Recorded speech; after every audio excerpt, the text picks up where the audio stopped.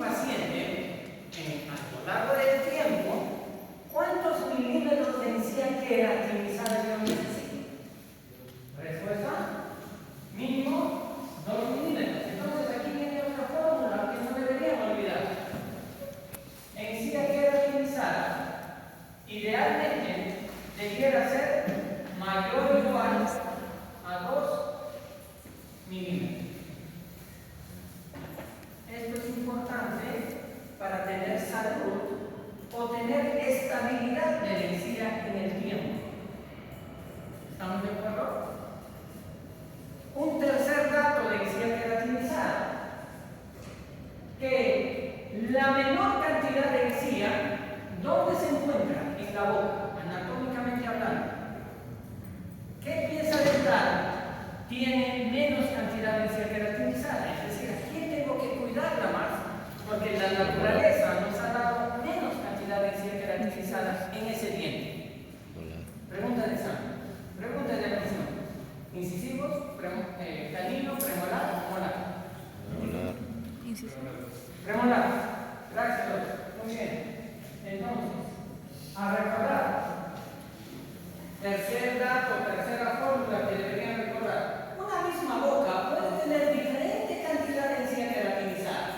Y mi obligación como dentista es ver qué cantidad tiene y poner alerta si es que ese paciente tiene menos de 2 milímetros de encía queratinizada.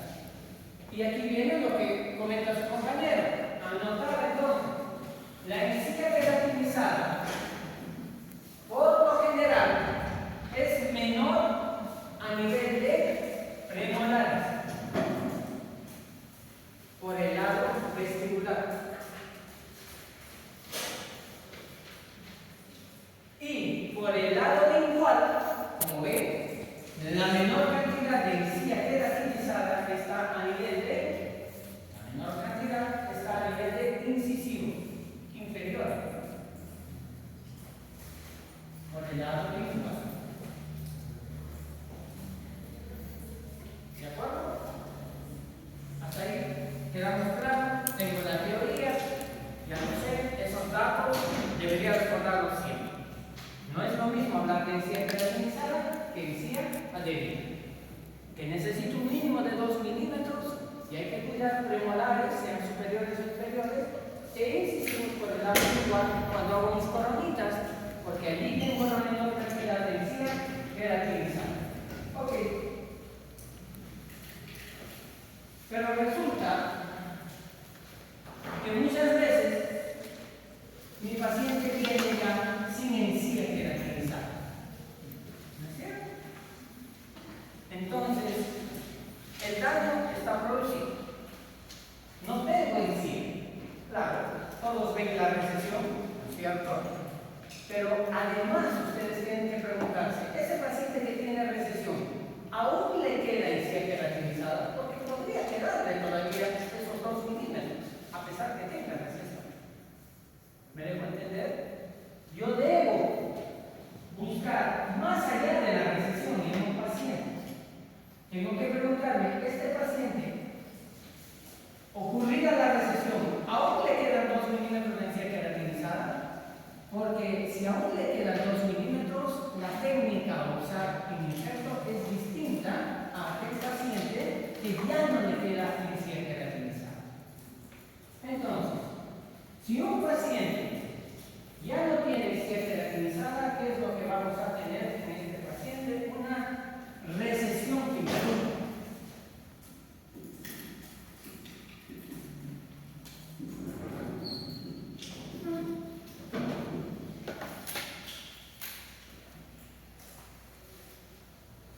¿Qué produce la recesión gingival? ¿Qué ocasionó la recesión gingival, jóvenes? ¿Cuál es la causa? ¿Por qué se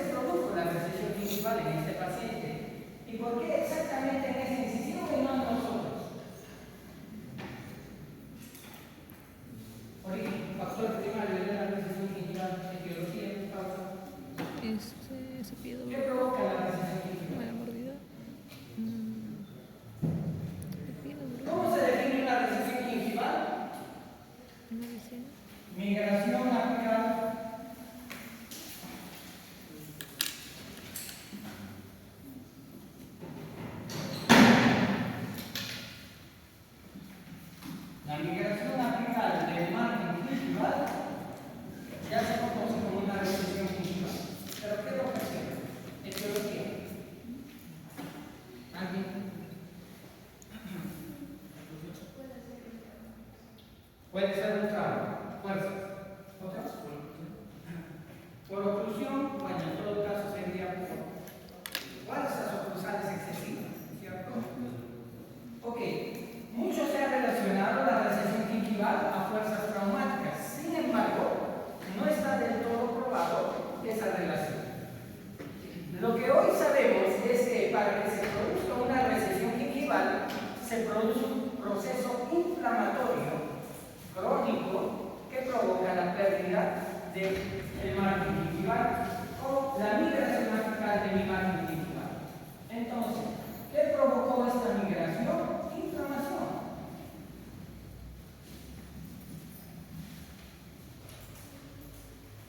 Lo que quiere decir que si un paciente no se cepilla, gingivitis, inflamación, puede provocar recesión. Pero, profe, el paciente no se cepilla, y más bien por lo contrario, acaricia de ¿es cierto? Ok, es que la respuesta inflamatoria va a ser distinta en cada caso. Si esta inflamación se produce en algunas características de un paciente, por ejemplo, encía delgada, y ahí hablamos, ¿cómo se conoce la encía delgada? Biotipo gingival delgado. Es decir, si mi paciente no se cepilla y tiene encía delgada previa, hay mucho riesgo de recesión. Si mi paciente, y aquí viene el concepto que estaba comentando, fuerzas, es sometido a una carga constante que sobrepasa la resistencia del periodonto, es decir, fuerzas que hoy se conocen como fuerzas oclusales traumáticas,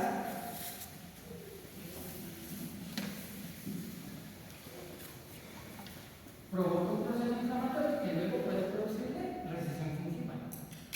Dicho sea de paso, diferencia entre lo que conocemos como trauma de oclusión primaria versus secundaria, y no viene claro, ¿cierto? ¿Alguien? Aquí llamamos trauma de oclusión primaria.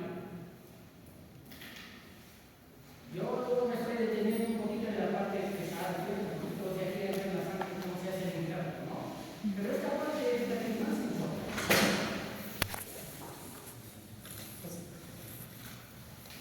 Para que no se olviden, jóvenes.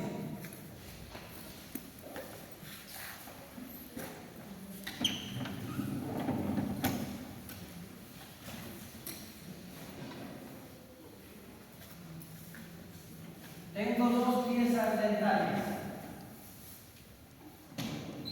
de la misma longitud, un mismo incisivo, ¿ya? Pero uno de ellos tiene el periodonto normal.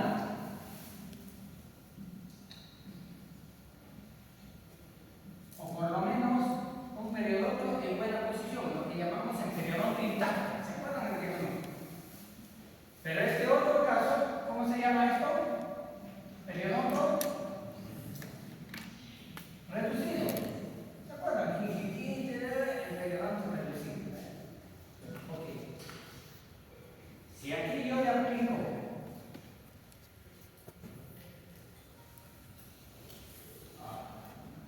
esta carga, esta misma fuerza ambos, ¿en quién se producirá el trauma? Si mi periodonto está estable, está normal, ¿no es cierto? Va a saber soportar cargas. La teoría dice 250 newtons por kilogramo, 250 kilogramos de fuerza podría soportar tranquilamente. Pero si esa misma carga ahora le aplico a este periodonto reducido, ¿resistirá? Entonces, miren, si yo aplico fuerzas normales o incluso excesivas a un periodonto reducido, a esto le llamamos trauma de oclusión secundaria. Y si le aplico fuerzas excesivas, porque claro, las normales las sabe soportar, pero si aplico fuerzas excesivas a un periodonto normal, es trauma de oclusión Repito entonces, fuerza normal o excesiva en periodonto, fuerza excesiva en periodonto normal, traumatismo primario. Típico del paciente, se mueve, pero en sí está a nivel, pero se está moviendo el diente. Traumatismo primario. O si la encía está retraída, ha perdido también hueso. Si la encía está retraída, porque también el hueso está reabsorbido. Y le aplicas apenas una fuerza, se mueve el diente, traumatismo. A este paciente, lo único que tengo que hacer es el desgaste selectivo y alivio el trauma. Pero a este paciente, además de hacerle el desgaste selectivo, tendré que probablemente interiorizarlo a otros dientes, porque ya el periodonto está reducido, ¿no es cierto? O tendré que darle tratamiento periodontal, qué sé yo, para poder mejorar el periodonto. Ok, volvamos a esto entonces. ¿Qué está provocando la recesión? Que mi paciente tenga gingival delgado, que tenga demasiadas fuerzas, que el diente esté fuera de largo. ¿Qué pasaría si este diente está más vestibularizado que el resto? Le hicieron ortodoncia ahí con el doctor, conmigo. ¿No? Y le dejé pues el incisivo fuera de largo. ¿Qué va a pasar? Va a provocarle recesión. ¿No es cierto? Entonces hay factores anatómicos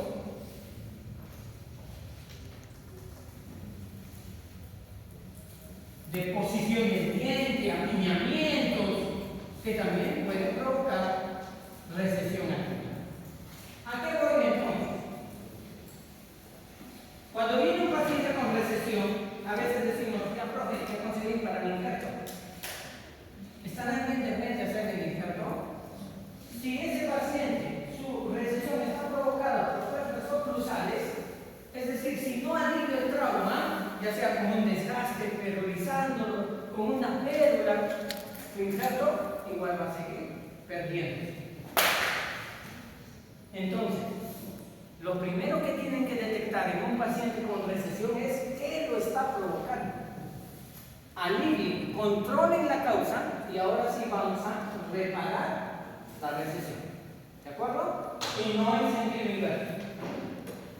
Un dato más antes de ir a las técnicas.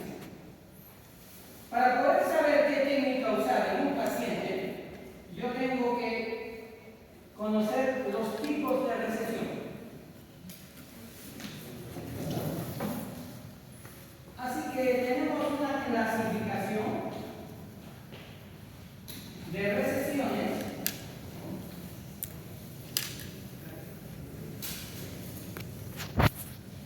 ¿Qué técnica vamos a aplicar? La lista está arriba, pero arriba se arriba, apenas entras.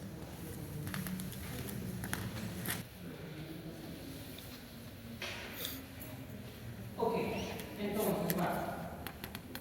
Tipos de recesión. Tipos.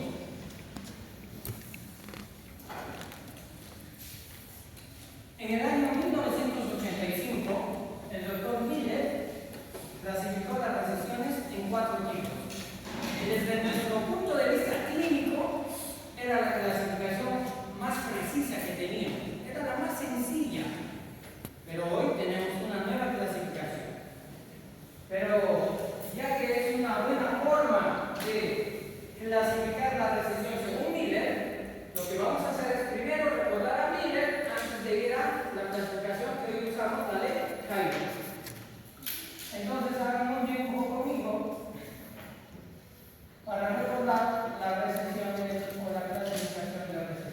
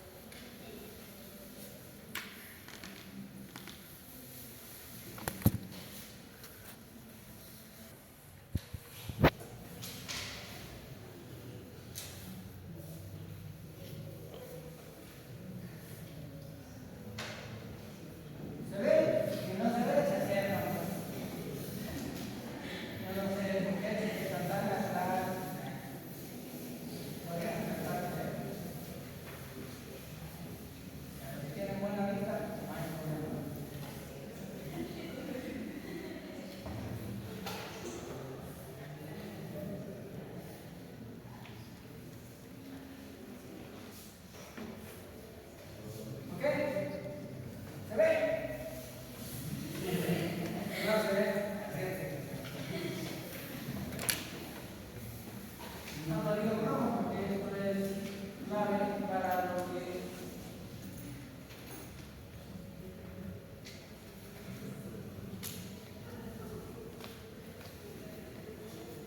les decía que Miller en el 85 clasificó en 4 tipos la recesión gingival. Y es bien sencillita esa clasificación. Por hoy está bien. Si se ve mejor. Ok. ¿Cómo se llama este reparo anatómico? Sí, hay que dice. Línea oncogingival. Bien sencilla, miren. Para Miller decía, si la recesión gingival, la recesión del margen, no pasa la línea oncogingival y las papilas están intactas, papila intacta más recesión que no pasa la línea oncogingival, tipo 1. Si las papilas están intactas, papilas, pero la recesión pasa la línea oncogingival, tipo 2. Sí, ya hay pérdida inicial de papilas, pero la recesión no pasa la línea oncogingival tipo 3. Y si ya perdiste toda la papila, no importa si tu recesión está más allá o dentro de línea oncogingival, es tipo 4. Esto es como un puente, pues, estimados amigos, un puente colgante, si quisieran entenderlo. Para que un puente colgante se soporte a buena altura, debe haber buenos parantes, ¿no es cierto? Miren esta figura imaginaria. ¿Qué pasaría si los parantes de ese puente ahora están a esta altura? ¿Cómo pretendo devolver el puente colgante a la misma altura? ¿Es posible? Los parantes son las papilas. ¿Se puede devolver papilas? En periodoncia dijimos que no hay forma de devolver papilas. Entonces, ¿cuál será el pronóstico de este diente? Profe, vamos a hacer un ejemplo. Si quieres lo hacemos para practicar, pero voy a poder cubrir, mejorar. Entonces, esta clasificación servía para decirnos, ¿no? Si el paciente viene con tipo 1, una recesión tipo 1, pronóstico bueno. Vamos a poder cubrir esa recesión. Si viene con un tipo 2, también es bueno. Tal vez con 2 cirugías, ¿no? Porque perdí toda la encía. Pero el pronóstico también es bueno. Cuando ya tengo un tipo 3, es decir, pérdida inicial de papila, aquí el pronóstico es reservado. Mira, voy a intentar, no voy a devolver las papilas, pero voy a intentar cubrir parte de esa recesión.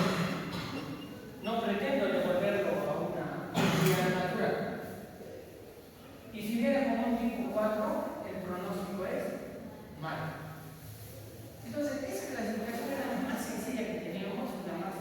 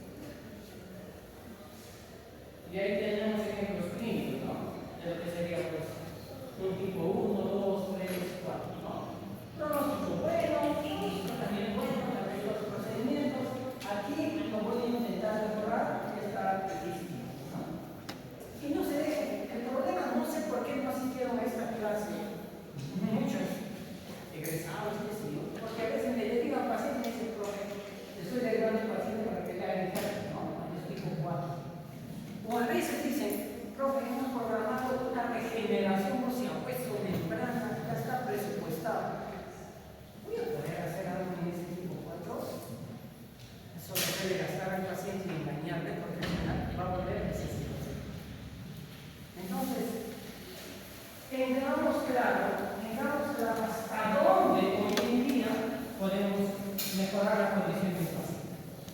¿De acuerdo? Ok, pero bueno, decía que ahora hemos cambiado este tipo de clasificación, ¿no? Pero en el 2011 ya había propuesto esta clasificación y con la nueva clasificación de enfermedades periodontalles del 2017 se recogió este concepto para poder integrar el concepto de Miller ahora solo en 3 tipos. Y quieran o no, ahora tienen que aprender esto, porque esta es la que actualmente se usa, ¿no? Ok, ¿cómo hago para entender a Cairo? Cairo, en vez de usar la variable papila y línea oncogingival, porque esta clasificación está basada solo en esos dos conceptos, papila y línea. Cairo dice, no. Vamos a usar el concepto de nivel de adherencia clínica. ¿Estamos? Un concepto del que vamos a usar. Pregunta. ¿A qué es igual el nivel de adherencia clínica? Creo que hice esta fórmula en alguna clase. NAC, ¿qué es igual a? ¿A qué es igual? La distancia total del doble nombre. No tiene que ver nada con la clínica. NAC. Gracias. Puse. Desde la Unión Cemento Esmalte hasta el fondo de surco o de bolsa, si estuviera, hasta la profundidad de sondaje, hasta donde entre mi sonda. Jóvenes, no olviden este concepto, porque si no lo sabes, cuando lo recuerdas, normalmente te haya caído. ¿Estamos? Ahora viene la clasificación. ¿Qué dice? Yo puedo medir el nivel de adherencia clínica en la cara libre del diente, pero también lo puedo medir a nivel interproximal. Como cuando hacemos sondaje, pues los pesados de periodo se piden 3, ¿no? En distal, en medio y en mesial. Tengo que estar sondeando los 3, tanto por vestibular como por lingual. 6 medidas de pesado. Bueno. Podemos medir el nivel de segundos. ¿Qué dice Cairo entonces? Dice, le llamaremos recesión tipo 1 cuando hay pérdida de NAC solo en la cara libre, pero a nivel interproximal todo está bien, no hay pérdida. ¿Estamos? El nivel de adherencia clínica a nivel interproximal está estable. Solo perdí a nivel de margen gingival, a nivel de cara libre. Para que me entiendan entonces, según Cairo, ahora viene Cairo.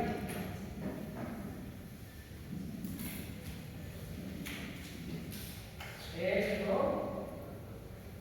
sería un RT1. Claro, la partida intacta. No hay pérdida del nivel de adherencia clínica. Solo hay pérdida del nivel de adherencia clínica en la cara libre. Y eso sería la unión del tipo 1 y 2 de Miller. Es decir, no importa cuándo esté la recesión. Papila intacta. ¿Estamos? Ok. RT2, ¿qué dice? Cuando ya hay pérdida a nivel papilar del nivel de adherencia clínica, ¿no es cierto? Y también de la cara libre.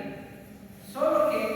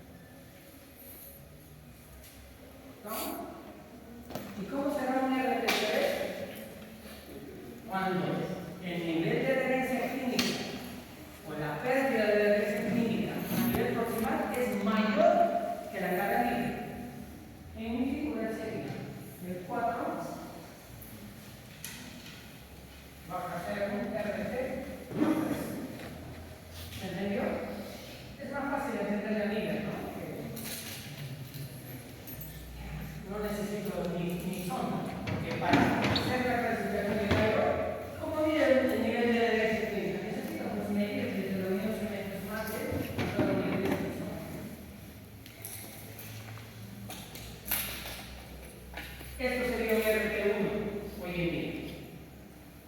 Papilas intactas, ¿no es cierto?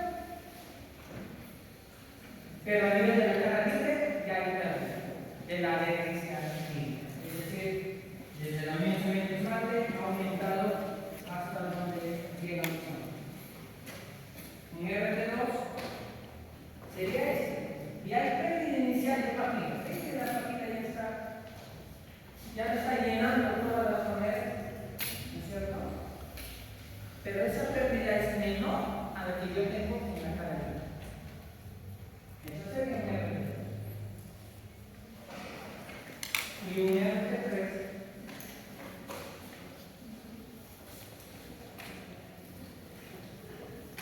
sería este.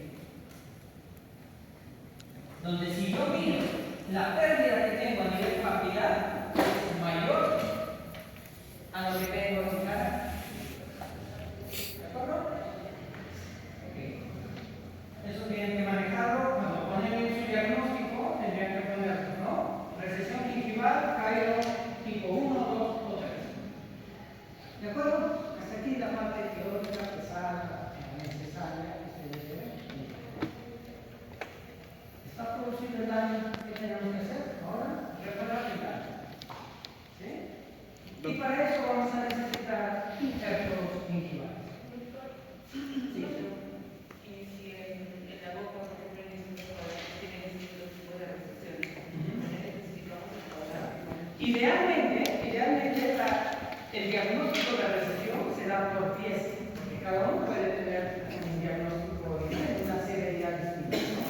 Entonces, normalmente ponemos, ¿no? Recesión gingival RT1 y esas tales. La doctora Guerrero. RT2 y esas tales. Guerrero.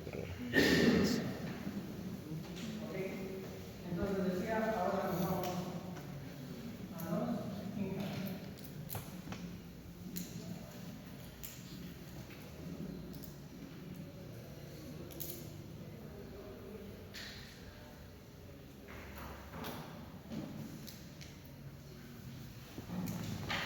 Todos han visto un alargamiento de color, una recuperación de espacio biológico, ¿no es cierto?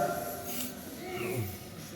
¿Qué es lo que normalmente hacemos con la recuperación de espacio biológico? Recortamos un poco de encima, ¿no es cierto? Dibujamos un collarín, 1, 2, a veces no se ve, 3, 4, lo estamos recortando con tal de ver y poder aislar. Pero miren este paciente, tiene 2 milímetros de encía queratinizada, 2 milímetros. ¿Cómo hago para recuperar el espacio biológico brasileño? ¿Y cómo se hizo para llegar a aquí? ¿Cómo han hecho? Porque para recuperar el espacio biológico, hasta ahora la mayoría de casos que hacemos, recortamos encía. Y ese paciente tiene 2 milímetros. Tracción como ortodoncia. ¿Cómo manejan? Ortodoncia. Tracción. Claro, una buena idea, perfecto. De tracción al diente, esa sería una buena idea, y así me invito a la cirugía. Y eso es una manera ideal para no comprometer tejidos de soporte. Bueno, ¿cómo sería de modo quirúrgico? Mi paciente no quiere ponerse brackets ahora. Tiene 70 y tantos años. Brackets a mi lado. Entonces le traigo. El profe dice, no le puedo dejar sin ese caracterizar. Bueno, el que se queda con mis 2 milímetros de caracterizar. ¿Qué haríamos? una especie de alargamiento de corona y después un injerto. Un alargamiento y luego un injerto. Buena lógica, sin embargo, ¿para qué le recorto si luego les voy a desplazarme en buscar? Por ahí va. Ya, pero miren, si le pongo un injerto, ¿no? Voy a sumergir más en la pieza. Y no voy a recuperar. Hago un colgajo, digamos, osteotomía, osteoplastia, pues que llegue a los 3 milímetros, ¿no? Que se necesita, pues recorto. Ya, por ahí va. Levantamos un colgajo sin recortar nada. Hace la osteotomía, perfecto. Lo único que faltaría ver en tu buena lógica es, ahora el colgajo ya no lo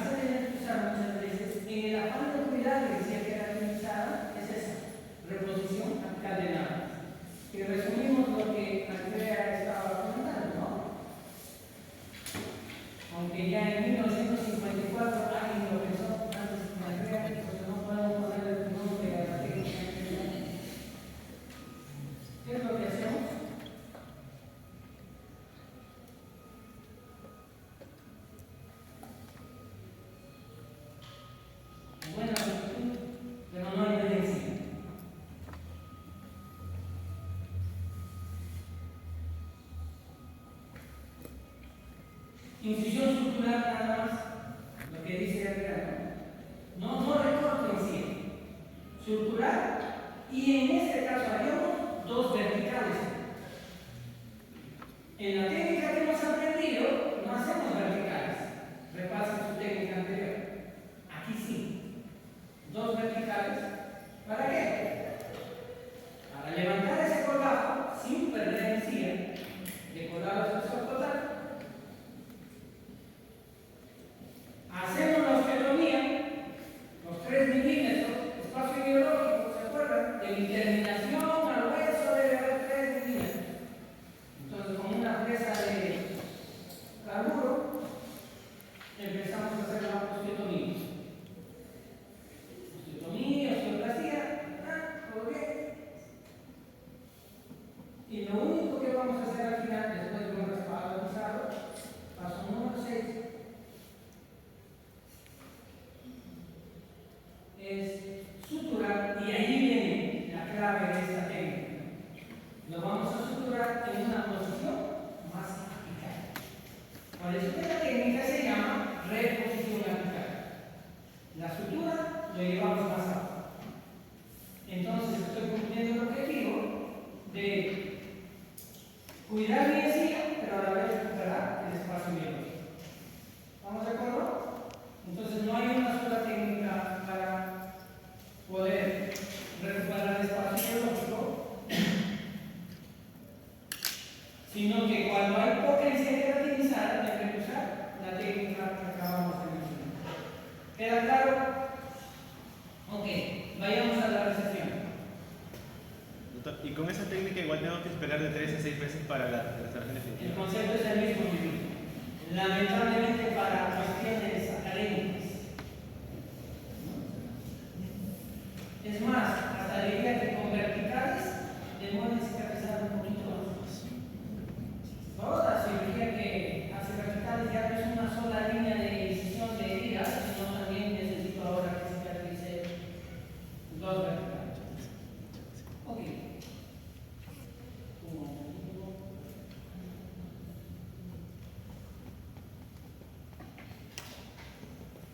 Entonces, volvemos a este caso, paciente ya con recesión. ¿Qué clasificación le darían a este?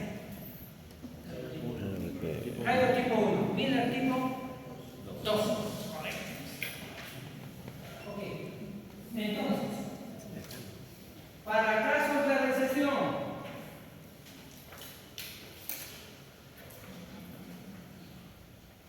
Miller 1, Miller 2, sobre todo diría Miller 2, pero en zonas que no demandan estética,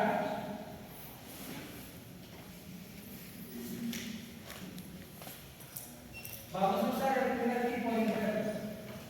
¿Cómo le llamamos a este primer tipo de injerto?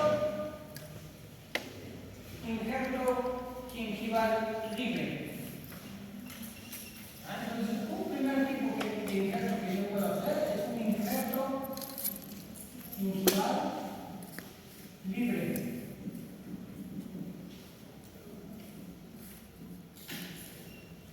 O también llamado injerto de tejido epitelial.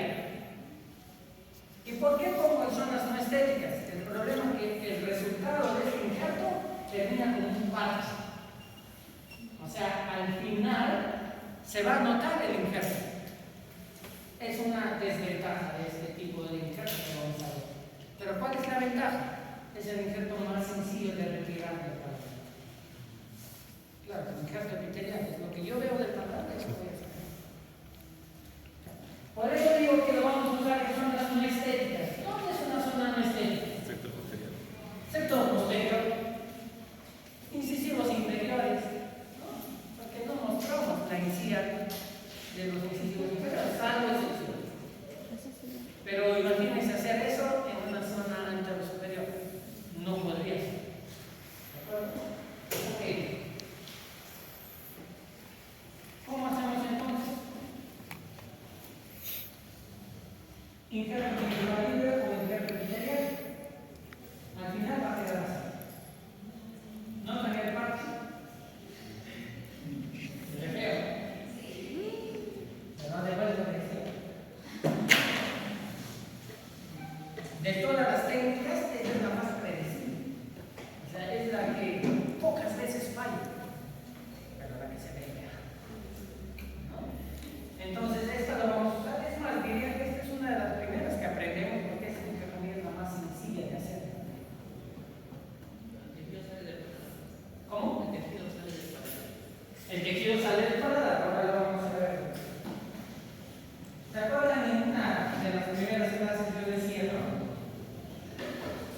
La boca, como cualquier cavidad del cuerpo humano, está revestido por una mucosa, la mucosa oral. Y había 3 tipos de mucosa. ¿Se acuerdan? Sí. Mucosa queratinizada, mucosa de revestimiento y mucosa especializada. Busquen sus primeras clases, ahí está. ¿Y dónde se ubica la mucosa queratinizada? Decíamos, solo en 2 lugares, decíamos.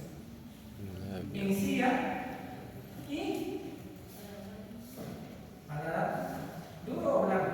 Duro. Paladar duro. Entonces, dentro de la boca, las que se semejan desde el punto de vista de queratinización es la encía con el paladar.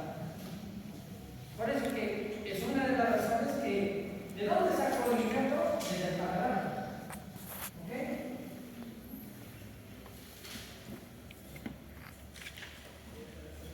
¿Cuál es el objetivo de este injerto entonces? En realidad no es cubrir una recesión. Lo primero es aumentar la encía queratinizada. Miren que el objetivo no es cubrir recesión, sino primero es aumentar. Un paciente viene con 0 milímetros de encía queratinizada. ¿Cómo voy a pretender cubrir la recesión? Primero tengo que aumentarla. Si viene con 1 milímetro de encía queratinizada y además tiene recesión, no pienso en la recesión, primero pienso en aumentar la encía queratinizada y una vez que aumente la encía queratinizada, ahora lo reposiciono, ya no en sentido actual, sino lo reposicionaré en sentido cervical. ¿Está? Ok, entonces el objetivo es aumentar la encía. Hacemos ya pocas veces por la parte estética, pero aún lo hacemos en implantes, lo estamos usando mucho más. Pero vayamos a ver la secuencia quirúrgica. De más está decir que antes han eliminado la crisis causal, sobre todo eso de fuerzas. Eso es lo primero que tienen que eliminar. Ok, secuencia quirúrgica entonces. Anotamos, bueno, ya lo vamos a estar anotando. Antes de hacer la cirugía, una primera cita, tomen la impresión al paciente.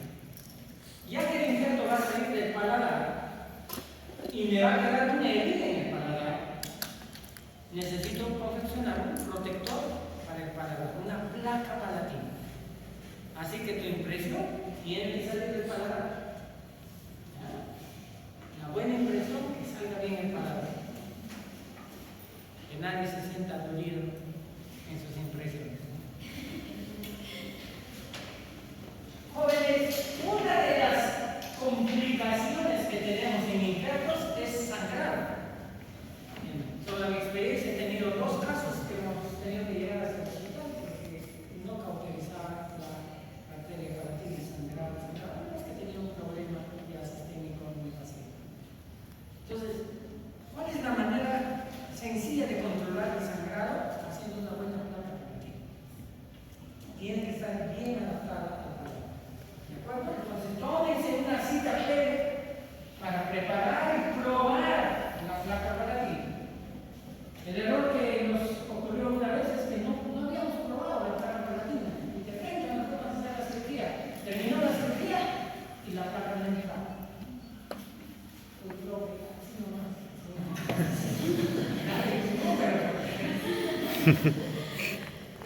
¿De acuerdo? Si no hay placa palatina, por eso decimos, y si no es adaptada, se cae de cirugía. Querer tomar impresión con el sangrado y todo eso. Problema menos. Entonces, confeccionarán un bonito, hacen sus dobleces de alambre. Por eso no quiero hacerlo como sistema. Y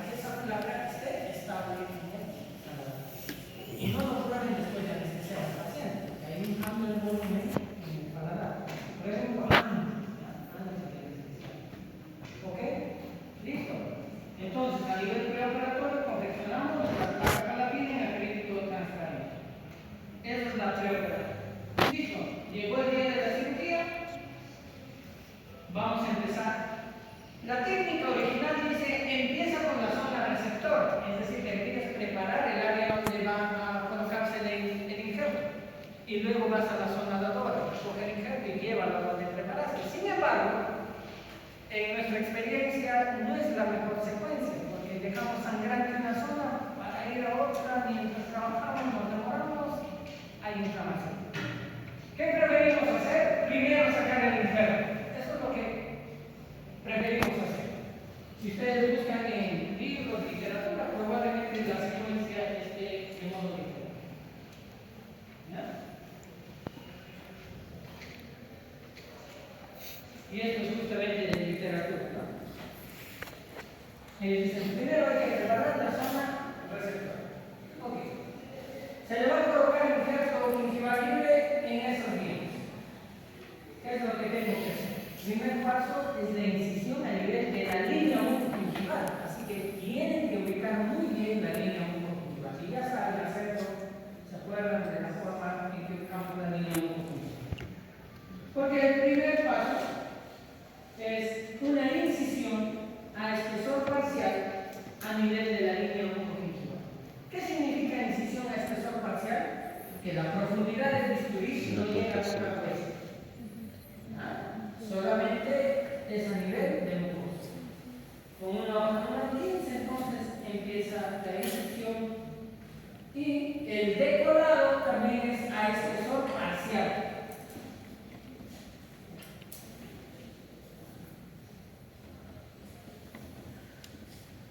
Como es incisión y decolado de espesor parcial, no usamos letra.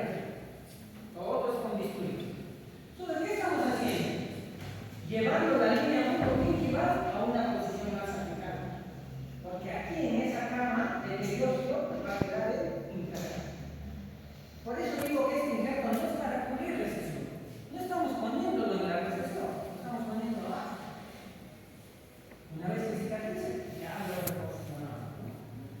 Ok, entonces, una vez hecho la incisión y decolado a espesor parcial, ¿cuánto decolamos?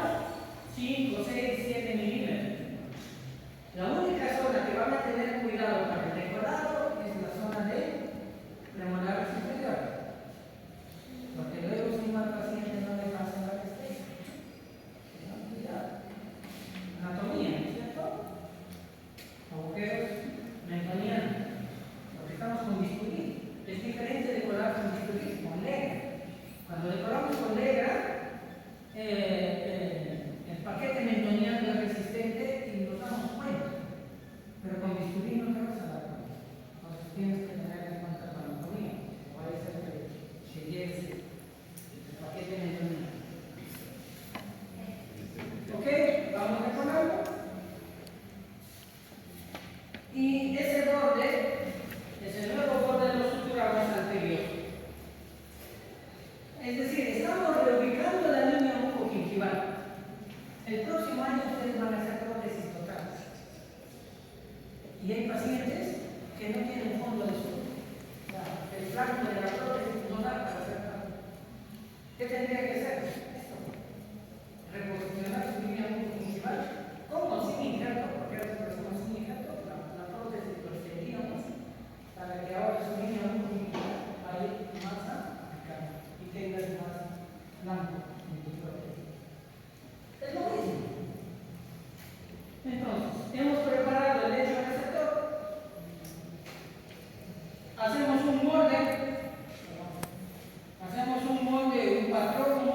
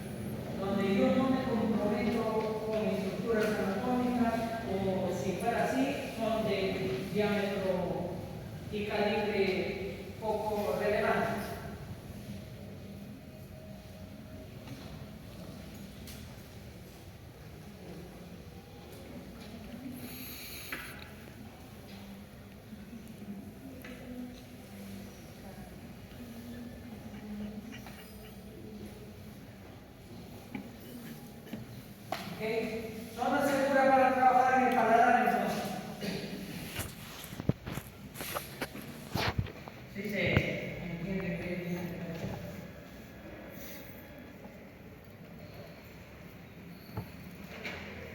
Distal de canino hasta distal de primera molar. ¿Estamos? Ese es el área ideal segura para trabajar. ¿Sigo todavía? A 3 milímetros del margen gingival. Porque claro, no le voy a hacer todo, mínima cantidad de caracterizar, no va a ir desde el margen gingival del paladar, le crea una recesión al paladar. Entonces, no margen. ¿Ok? 3 milímetros. ¿Y hasta dónde puedo trabajar? Aquí viene la evaluación del tipo de paladar del paciente, porque hay pacientes con paladar claro, mediano y corto. ¿Ok? Puede ser hasta 12, 15 o 17 milímetros respectivamente, si el paladar es plano o profundo.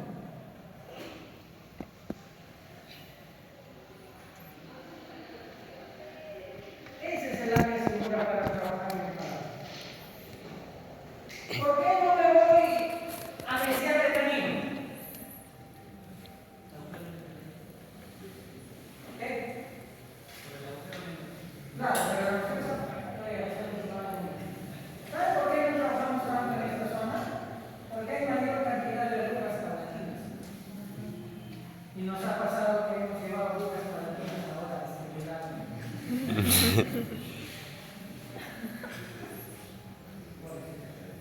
¿Por qué no a distal de molar, de primera molar? Paladar blando. ¿Cómo se llama este agujero? Palatino posterior. Palatino mayor, palatino posterior. ¿Por donde sale el medio del banco? Posterior. ¿Qué va? ¿Qué palatino? Palatino mayor. Ok. Agujero, palatino mayor posterior, pero va palatino anterior. Listo. Entonces, eso hay que tener. Cuanto más posterior, más viable por la arteria. Y de ahí sí ya va haciéndose en algo de siempre piensen en el paladar como si fuera esta aula. Hay 2 paredes y un techo en la bóveda palatina. ¿Saben dónde está el medio? ¿Va? En ese ángulo.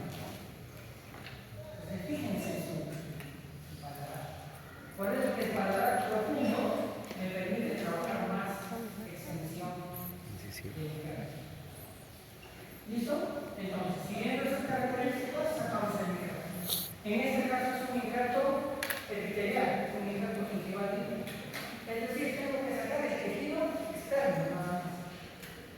Pongo mi muestra, mi patrón, y hago una incisión, como ven allí, incisión a espesor parcial. Espesor parcial, no lleguen a separar hueso. Es decir, la profundidad milímetro a milímetro y medio máximo. Y luego retiramos el injerto a espesor parcial. Levantamos y detonamos el espesor parcial. El injerto puede salir con un poco de tejido graso, ¿no? Al final lo adelgazamos para tener un injerto uniforme. ¿De acuerdo? Una vez obtenido el injerto, ¿qué hacemos con el paladar? El paladar te va a quedar con una herida ahí, abierta, que va a cicatrizar la segunda infección. Ahí es la importancia de la placa palatina. Si puedes, ponemos unos puntos en cruz, y si no, solo la placa palatina, sin ningún intermediario, ¿no? Antes poníamos gel quirúrgico, algo debajo de la placa palatina. Ahora no es necesario. Si está bien adaptada, solo ponemos la placa palatina. El injerto que hemos retirado lo vamos a llevar a la zona receptora que se había preparado. ¿No? Y lo vamos a suturar.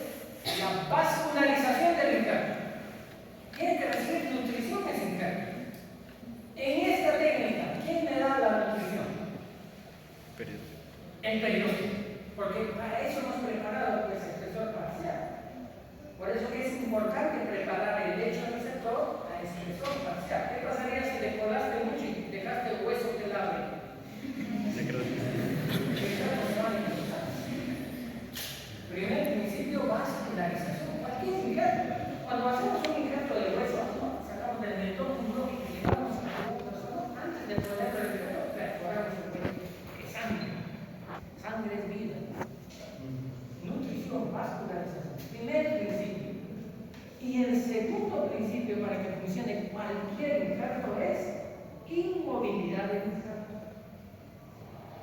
El injerto en su proceso de cicatrización no puede estar moviéndose. Si me hacen un injerto de piel, yo no voy a estar moviéndose. Los cirujanos plásticos por eso dicen, ¿cómo hacen injerto dentro de la boca? Si en la boca tenemos tejidos móviles. Esa es una dificultad que vamos a tener. Entonces, ¿quién le va a dar este segundo principio? ¿Quién le va a dar la inmovilidad del injerto?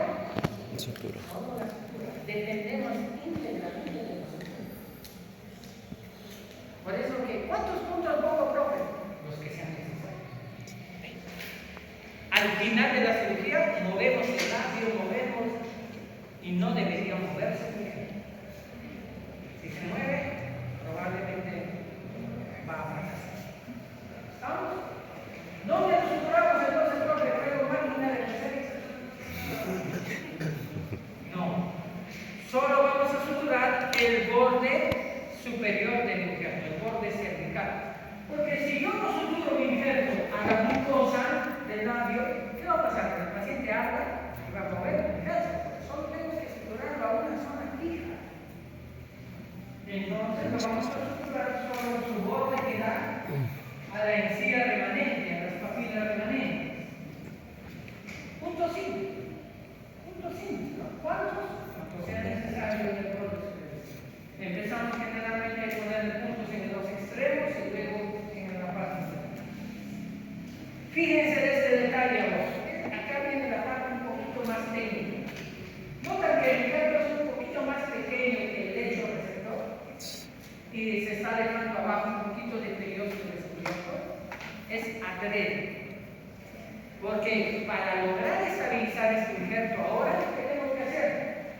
Un punto en el periósteo que va de derecha a izquierda, solo agarrando el periósteo y luego voy a rodear a los dientes para armar una X y presionar el injerto. Es decir, viene un punto perióstico en cruz. A mí me dijeron que en cirugía han hecho diferentes tipos de puntos, ¿no? Han hecho el colchonero en cruz, ahora lo necesito.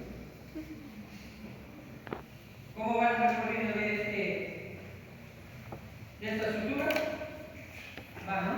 De izquierda a derecha, voy con mi hilo alrededor de los dientes, vuelvo y ahí se arma una X. Y así pondré 2 o 3 para presionar el injerto. Este punto no pasa por el injerto, solo va a presionar el injerto.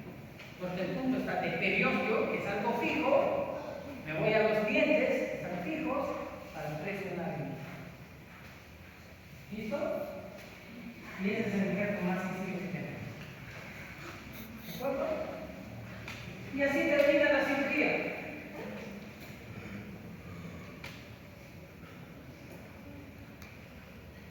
Así termina la cirugía. Postoperatorio. ¿Qué es eso? ¿Necesito antibiótico? No es necesario. A veces creemos que el antibiótico va a ayudar a cicatrizar, que no, por favor, no le va a dar antibiótico. ¿Por qué le vas a dar? Por si acaso, ¿no?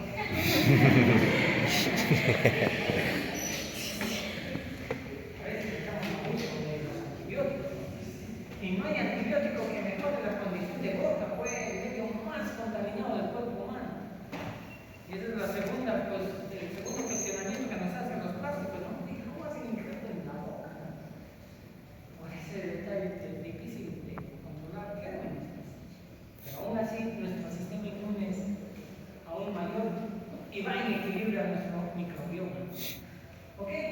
Solo vamos a recetar entonces analgésicos. Analgésico condicionado por el. Ya ustedes tienen su lista de 5 analgésicos que el doctor Elvis ya les ha pedido, ¿no? ¿Ok? Hacemos una receta. La placa palatina no se mueve, no se retira durante 5 días, ni para dormir, ni para comer, inmóvil ahí la placa palatina. ¿De acuerdo? Si quieren evitarme hemorragias, ahí está. Y el retiro de sutura del injerto lo hacemos recién en 2 semanas. semanas. Paciente normalmente viene a la semana, le quitamos fórmulas para la palatina, lavamos, y generalmente el paladar cicatriza muy rápidamente respecto al infecto. También la mano y otros detalles que tiene ahí.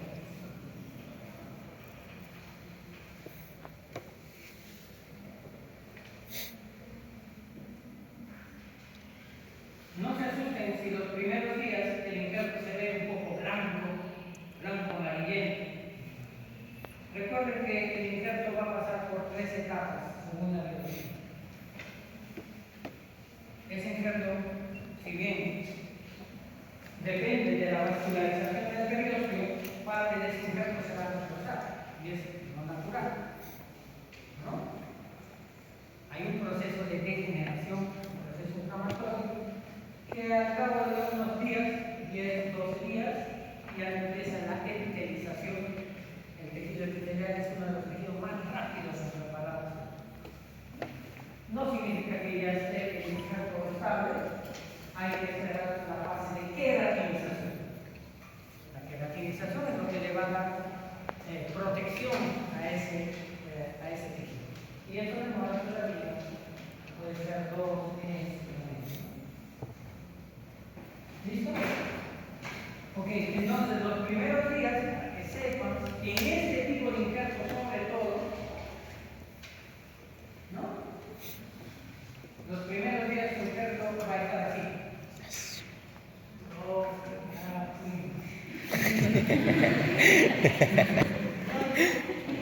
Y es que a veces vemos tejido amarillento, con transudado, ¿no? Con un suero. No sirve para eso. Parte del proceso. Déjenme. No necesitan antibióticos aquí. Déjenlo, va a pasar por esa etapa. Y ya cuando se vuelve un poco más rojiza, ya, ¿no? Pero no va a quedar ese color, sino que cuando madura, va a quedar como un parche. Ese es el problema de este tipo de injerto. Pero es el más seguro de los injertos, es el más predecible. ¿Este injerto era para cubrir recesión? No, era para aumentar el cien. Ahora miren la cantidad de encía que tenemos. Luego ya, con una segunda cirugía, se decía, reposicionamos el injerto a la vez. Claro, que quedará un poco más blanquecino, otros bajos, pero es lo que hay. Con esto. Entonces, esta es una manera correcta de hacer el injerto epitelial. Entonces, situaciones donde no hay nada de encía queratinizada, puede luego mejorarse con este tipo de injertos, ¿no? Vayamos a ver, si me regalan unos 10 minutos más, otro tipo de injerto que es el que genera un tanto más estético.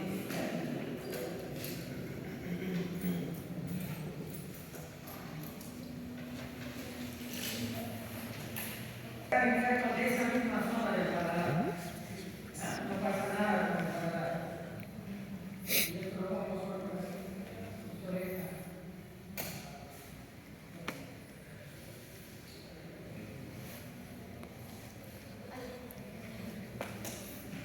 El paladar es el tejido de boca que se realiza bastante rápido.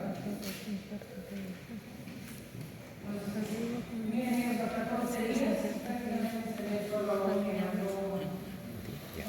luego a los 2 meses Tengo tu parche. integridad.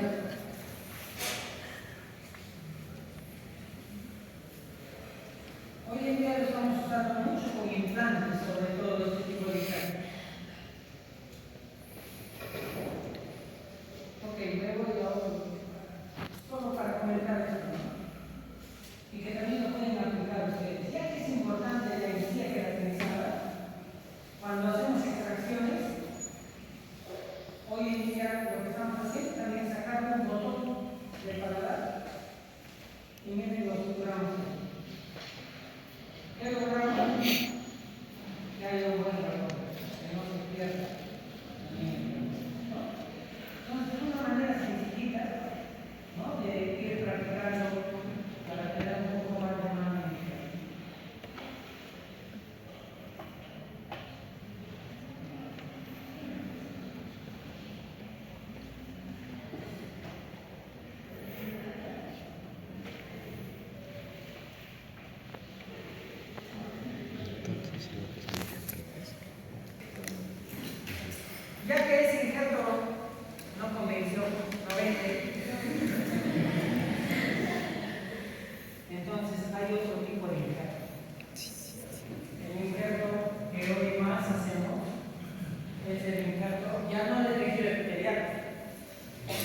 sensacional.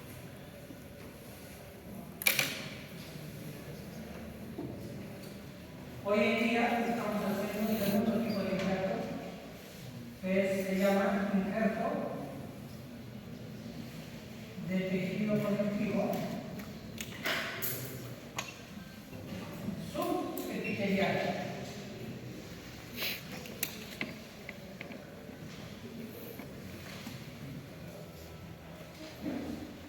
Inicial, ¿verdad? De esta manera. O también llamado injerto de tejido conectivo. Y ya en general, no tengo mucho tiempo, ya no voy a sacar el tejido externo. Ahora, ¿qué tendría que hacer?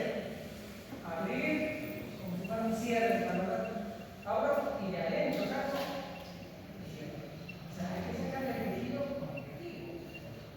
Y ahí va un poquito lo más difícil. A mí me enseñaban a hacerlo así. Mira, y a veces no me salía de injerto, pero muy poquito. No salía. Entonces, hoy en día, ¿qué estamos haciendo? Para que sea más fácil. Saquen un injerto epitelial, como el que acabamos de describir. Y ya en la mesa, quiten el epitelio. Y ya van a tener eso. Eso no pasa. ¿Por qué no me enseñaron a mí? No lo sé.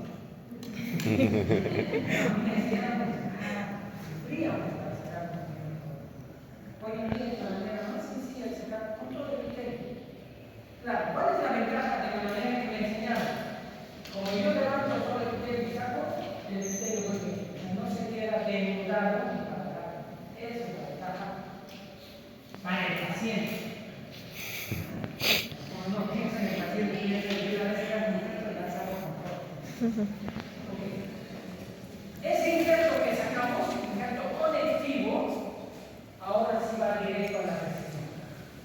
Entonces tengo que levantar por abajo, suturo mi injerto y devuelvo más. ¿No? Y podemos obtener una encía más estética. Ahora sí, que cubra. Levantamos por abajo y suturamos. ¿Dónde está el injerto? Debajo, como si fuera un sándwich. Hemos levantado la encía, ponemos el injerto y suturamos.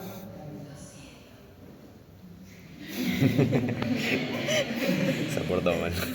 Y ese injerto sí cicatriza de manera más. Así va cicatrizando los lugares bien, los más del centro.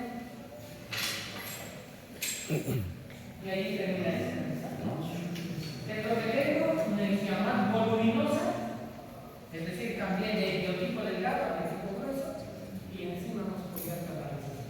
¿Cuándo hacemos este tipo de injerto? No hay plata. Miller tipo 1, ideal. O el un RP1. Ahí es ideal. Papilas intactas. Este es el tipo de injerto.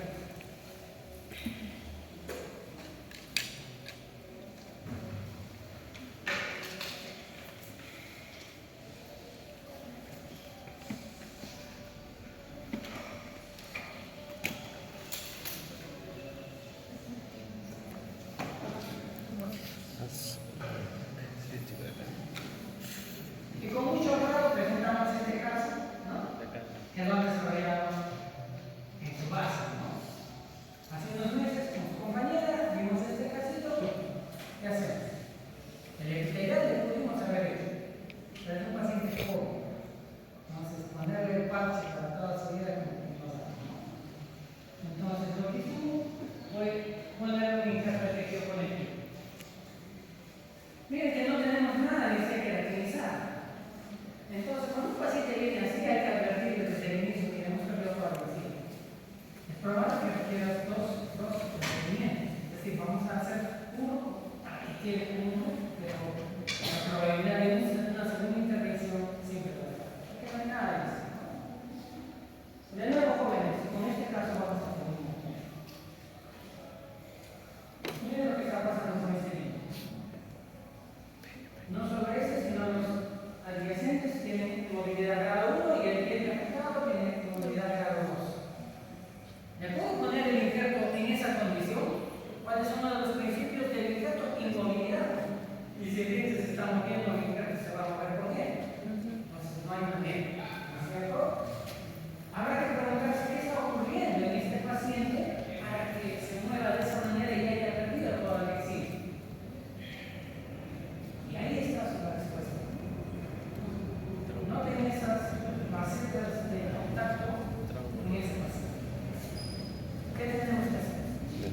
selectivo. No, primero ir al origen para luego cubrir el daño. Entonces, hacemos un ajuste cruzado. Pero adicionalmente, lo que hicimos debemos periodizar de canino a canino, porque los caninos sí estaban estables, los incisivos tenían movilidad. Normalmente esto lo hacemos preimpresión en el modelo, amoldamos un alambre rígido, puede ser un número 7, ¿no? 0,7, y con resina lo pegamos por dentro. Primer principio, inmovilidad, ¿no es cierto? Esto lo hicimos directo en boca, y bueno, pero nos ayuda la periodización. Desgaste selectivo, ¿no? Desgastamos. Algo más que no sé si salió, no se ven las imágenes. Lo tengo, no lo puse. La anatomía, ese diente, la raíz estaba por fuera de la con una vista oclusal, el diente, la raíz está fuera de la. ¿Qué hicimos con la fresita? También rezamos un poco la raíz para tratar de llevarlo a la anatomía, ¿no? Porque un factor anatómico que tenemos en el diente es eso. Háganse amigos de los ortodoncistas. Los amigos que tenemos en la patología son ortodoncistas. Me mandan al paciente y no saben cómo. Porque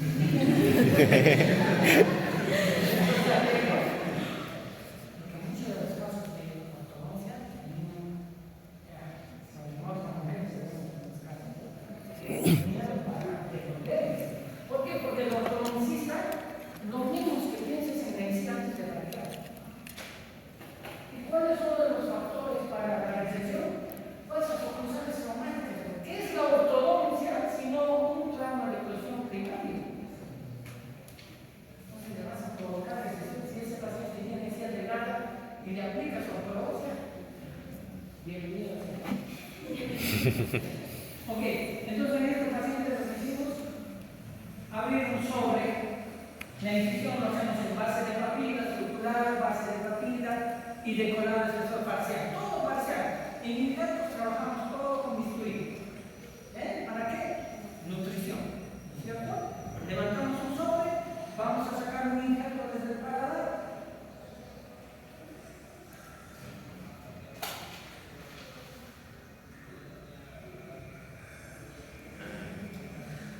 Decoramos el espesor parcial. ¿Quién fue el fotógrafo? El celular. Ok. Ahí hemos levantado el trabajo. ¿Ya? Está levantado el trabajo. Las papilas le quitamos el epitelio. Recuerden un principio. Sobre epitelio, nada que. Porque no hay nutrición. ¿Se acuerdan? El epitelio. Puede haber nutrición del epitelio. Entonces, esas papilas estamos ubicando el epitelio para que ayuden a la vascularización. ¿De acuerdo? Alisado auricular.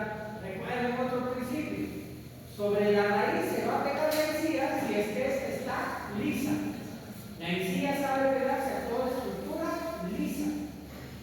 Y el único instrumento que logra ese objetivo es la cubierta Glaze. Ok, aquí sacamos desde el paladar con todo el epitelio, más rápido, más sencillo, y le pusimos, no sé si notan, unos puntos en cruz, además de la placa palatina. Entonces ya habíamos confeccionado la placa palatina, ahí está con su placa palatina, que es transparente.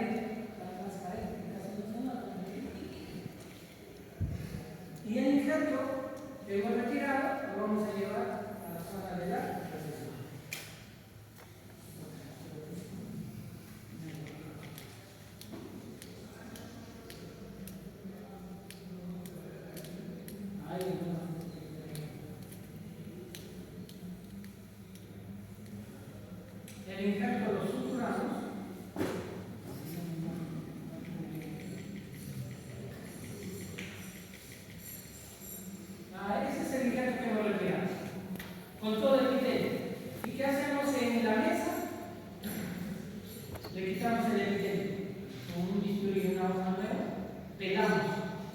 Por eso que yo les hacía practicar a pelar naranjas a mis estudiantes del posgrado. Era naranja. Donde quiero realizar, era naranja. Porque tienes que tener destreza en el bisturí para sacar el epitelio. Y ahí separé el epitelio del conectivo. Entonces lo que vamos a usar es este conectivo, el epitelio lo descartamos. Y eso es lo que vamos a llevar al suturador que vamos a utilizar.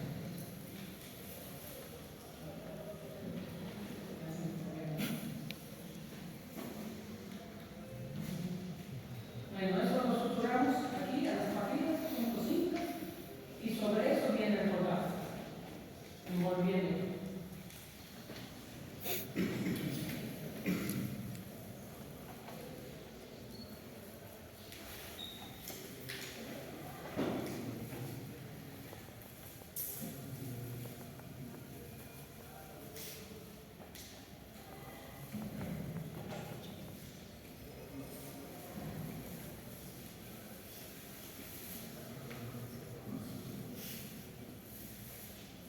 Ahí nos suturramos el encargo, ¿no? Puntos simples y los absorbibles, porque esos hilos van a quedar sumergidos. Entonces vamos a usar poliglicólico 5.0. Suturado el encargo, noten que miren que prácticamente no tiene, si no tiene encía, no tenía hueso. El encargo está y sobre eso va a venir el colgado. Y así termina la cirugía. De esta situación, jóvenes, miren cómo les va a cicatrizar. Que pague el triple de lo que pagó. Control. Y este es el último control que tenemos. Ciertamente hay un poquito de recesión nuevamente, pero si lo comparamos con lo que teníamos previo, pero recordar, empezó así. Y ahora lo tenemos. Entonces hemos logrado cubrir la recesión con un color de encía muy parecido al resto. Hemos sobre todo engrosado la encía. Y bueno, vamos a terminar de esperar para ver si hacemos una pequeña reposición ya sin necesidad de nada. Jóvenes, ojalá que a nosotros en pregrado nos hubieran enseñado en general, nos hubieran enseñado regeneración, nos hubieran mostrado implantes. Sería otra nuestra visión desde el pregrado. ¿No? Tenemos la voluntad, gracias al permiso de los docentes, ¿no? Están acá por darnos cierta libertad, a pesar de que no tenemos curso de periodoncia, de desarrollar. Tienen suerte, comparado con las promociones anteriores que lamentablemente por pandemia no han conocido nada de cirugías, tienen esta